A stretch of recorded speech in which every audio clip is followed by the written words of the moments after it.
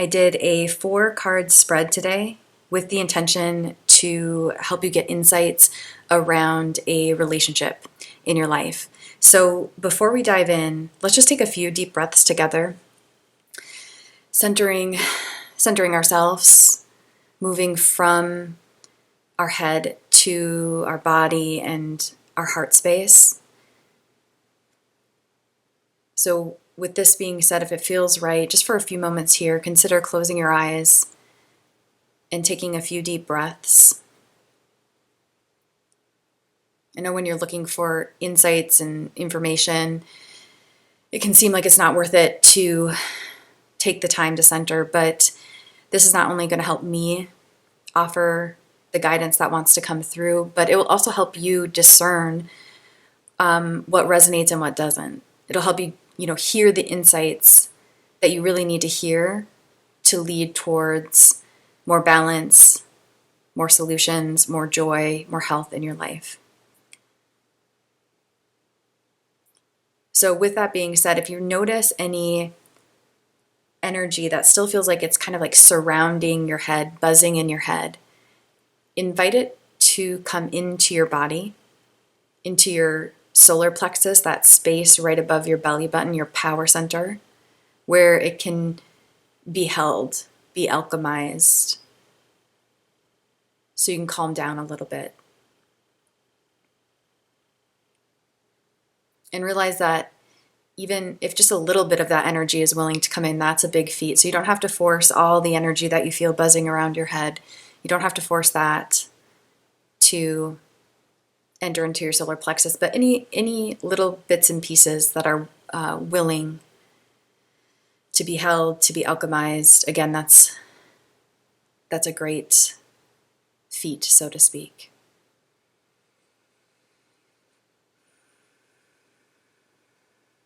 Breathe deeply. And if you want to stay in this more meditative state as I speak out what's coming through, please feel free. If it would feel better to have your eyes open and be a bit more alert, then feel free to blink your eyes open now. Regardless, though, as I'm speaking, and I'm going to do the same, so as you're listening and as I'm speaking, let's both just try to have a gentle awareness of our solar plexus. That's going to help us both stay grounded and present. Again, so hopefully I'm offering information that's helpful to you, and then you're able to receive the insights that will be most helpful. Okay, so continuing to breathe deeply with your eyes open or closed, with that gentle awareness on your solar plexus, let's talk a little bit about this spread. So as I said, it's a 4-card spread with also the card at the bottom of the deck. Each card represents something different. So the first card is past, present, future. First card is past, second card is present, third card is future, and the fourth card is advice. Under the deck is the overarching influence of the entire journey, so to speak.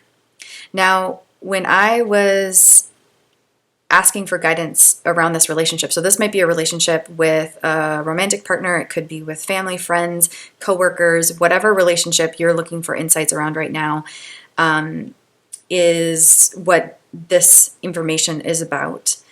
And when I was asking for information and guidance to share with you, what I wasn't asking was whether or not, for example, you should stay or you should go. Okay? What I was asking is for the highest of everyone involved, for the person tuning in, what has this journey been about, and what energy needs to be embodied? So, in terms of the energy that needs to be embodied is typically going to be your future self, so card 3 here, and advice, right? So instead of thinking about right now, in this moment, instead of thinking about, again, is this telling me I should stay or go, or things along those lines, think more about the insights you're getting in terms of perspective shifts you can have, action shifts you can have, different responses you can have that will allow this relationship to unfold for the highest good of all, whether that eventually in the future is staying together, breaking up, those sort of like black or white issues. Does that make sense? So think more in terms of, okay, what is the information this spread is giving me for embodiment purposes? So let's start though with the past and the present. So in the past, for this relationship, in the past, the purpose for you is death. And I always think death is actually such a beautiful card. And I mean, this is an incredible deck. This is the Hilma of Clint deck. Here, I'll show you the box. So it's all abstract art. But regardless of the deck, death to me is actually one of the most powerful cards in the tarot deck because it represents a willingness to have a rebirth. And so that's what I really see here is in the past, there was a death that happened within you that is allowing this really beautiful rebirth. And so that death could have been really beautiful. Like maybe it was incredibly joyful. Like, for example, you met a romantic partner and you guys just hit it off and allowed you to like travel the world and, you know, leave behind the past or the past person that you used to be. That could be the case. More often than not, though, death is, you know, it's a process, and it's a process of letting go, and that can be really, really challenging. So in the past, if you had this process of shedding layers of yourself in order to make room for a rebirth that is somehow directly related to this relationship, that makes a lot of sense to me. And maybe that's not how you saw it at the time, but maybe seeing it through that lens could now help you moving forward to access your future and to put this advice, card 4, more into action. In the present, I see a lot of beauty in the present. So 6 of Pentacles is the present. And to me in the tarot, 6s often, to me, represent a rebalancing that's happening. You know, 5s are often some sort of chaos or struggle, right? That we have to go through because it's just a part of life. And when we learn from it, we can move to the 6s where there's a season of rebalancing. And Pentacles represent the like material side of life, the really like physical stuff of life. And so what I'm seeing here is that could represent some sort of rebalancing in your money or your money story that is happening because of this relationship with that you're in, this relationship journey that you're on. But it also could be more in terms of like, is there a rebalancing occurring in terms of like unpaid labor in the home? Is there a rebalancing occurring in terms of how you guys are utilizing your resources, not just your finances, but your skill sets and your time? So it seems like some sort of death in the past allowed for a rebirth to happen, and there's a rebalancing that in the present is occurring. Now, if you look at card 4, it's also a 6. Now, this is advice from Spirit in terms of this relationship. And oh my God, look at how much these colors play off of each other with the flowers and the cards in the card. So beautiful. This one really plays with the flowers as well. Look at how these all have like that same sort of color scheme. And then when it comes to advice and overarching influence, there's like a different color scheme going. So I guess what that is telling me in the moment is there's like an intensity to these colors, a sort of darkness, right? And there's like a brightness or a lightness to these colors. So what that's telling me is although aspects of this journey, this relationship journey that you're on might feel sort of heavy, there's actually a lot of beautiful light behind it. Oh my God, and look at that. Under that is the Queen of Cups. That's just beautiful. The Queen of Cups is a master of her emotions and her feminine side of emotion. So receiving, gentleness, kindness. So underneath what might seem heavy, regardless of what you choose to do in this relationship, again, do you stay or do you go, so on and so forth, there are opportunities for you. There is healing present. There are things that you are learning that is really lightening up your life, or will eventually lighten up your life. But going back to the idea of sixes, so currently you're in the Six of Pentacles. Advice from Spirit is Six of Cups.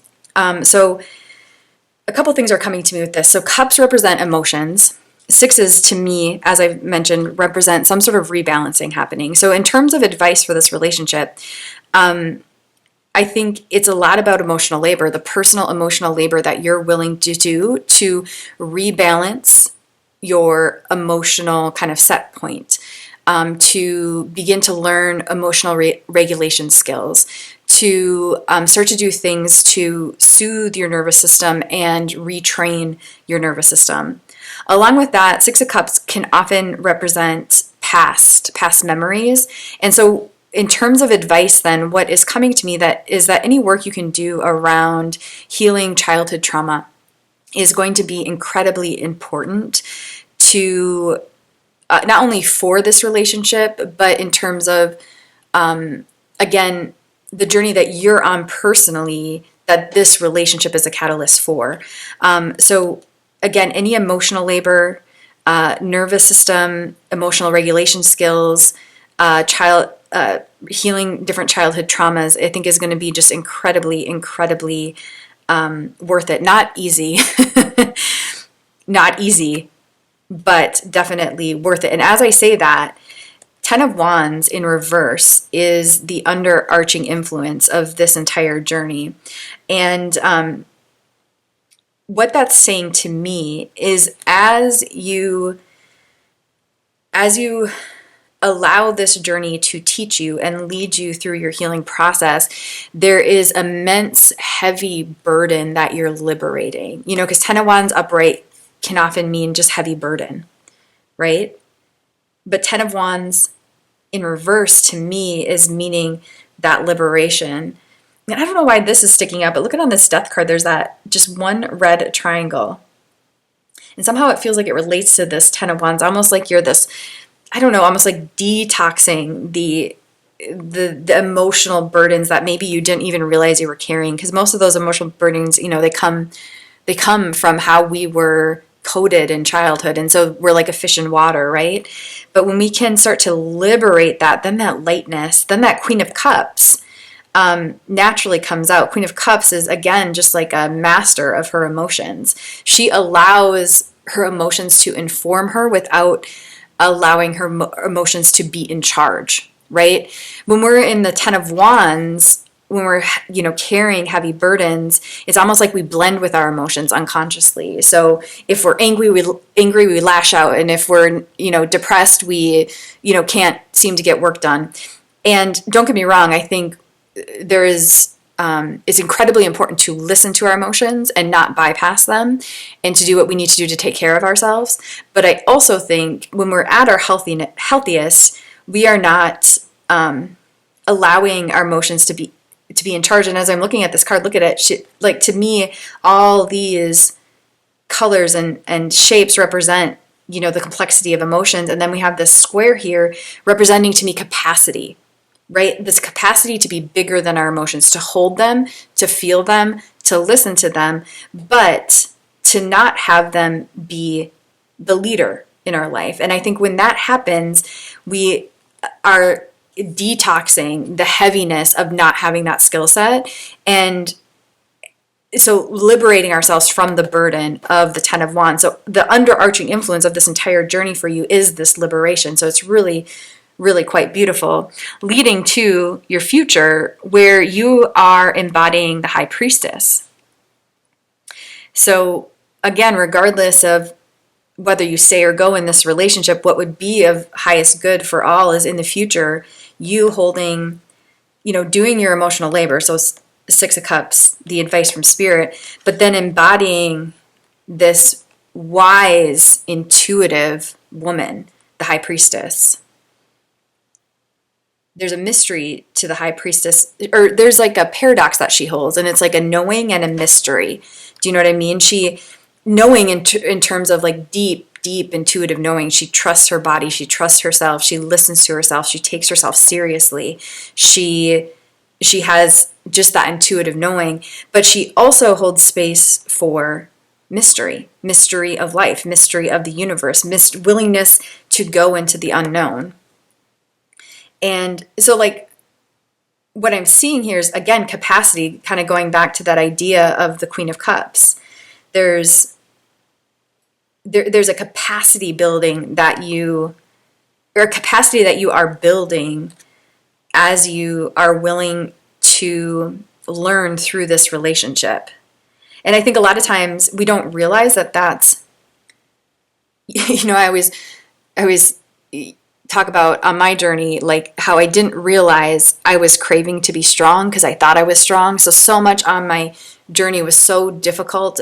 And I don't mean to speak like I'm at the end, but there's, seasons and there's cycles. And there was a cycle that was just incredibly, incredibly difficult for me on many different levels. And I didn't understand it as I was going through it. And I thought, and what am I trying to say?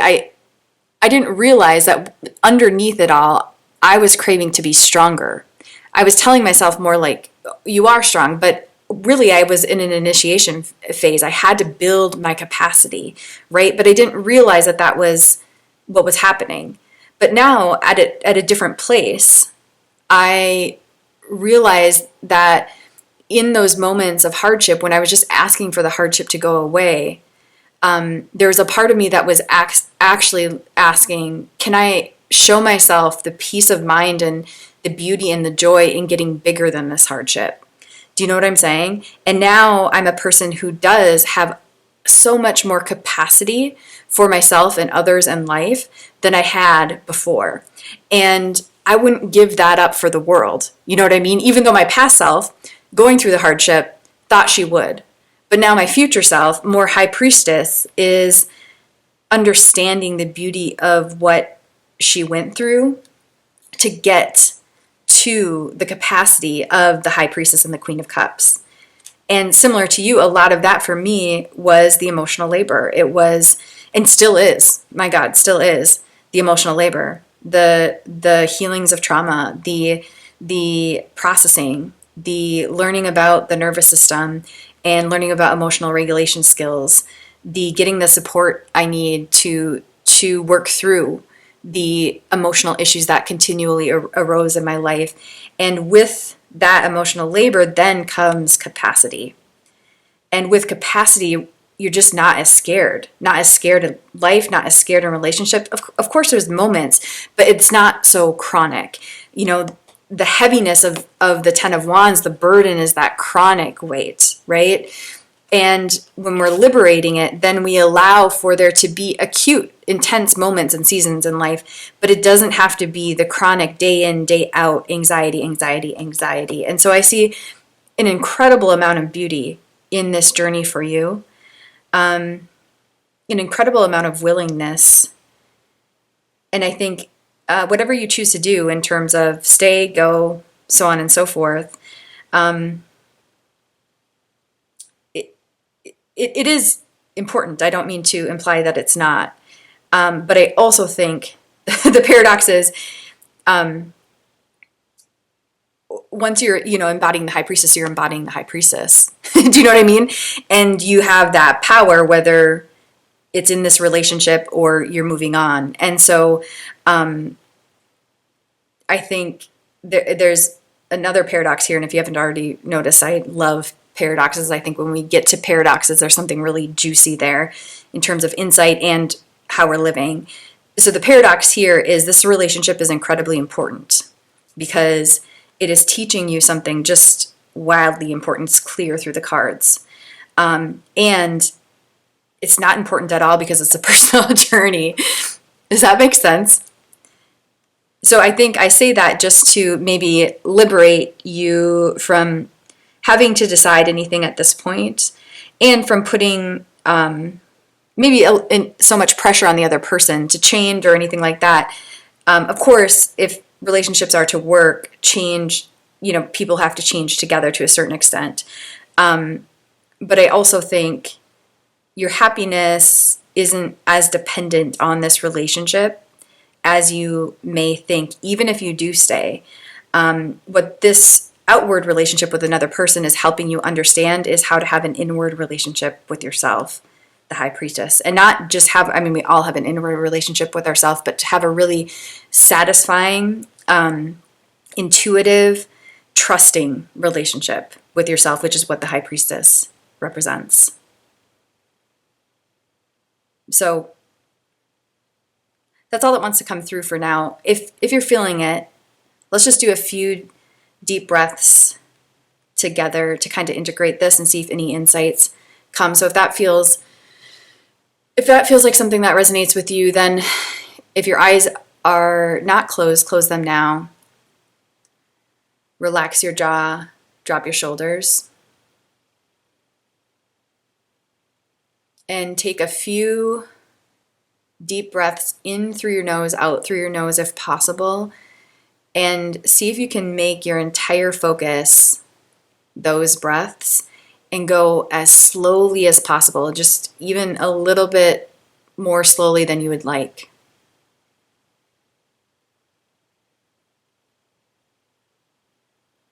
And give these breaths to yourself as a gift. So instead of thinking like, oh my God, I have to integrate, I got to figure out what this all means, I've got to process, just give these few final breaths to yourself as a gift of just presence.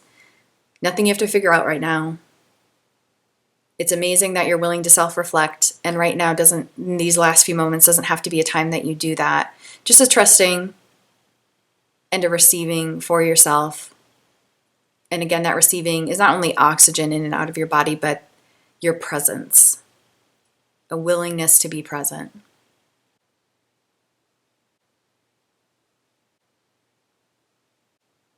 One final breath.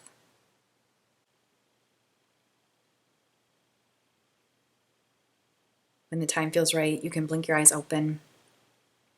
Thank you again for tuning in, and I hope you found a piece or two helpful.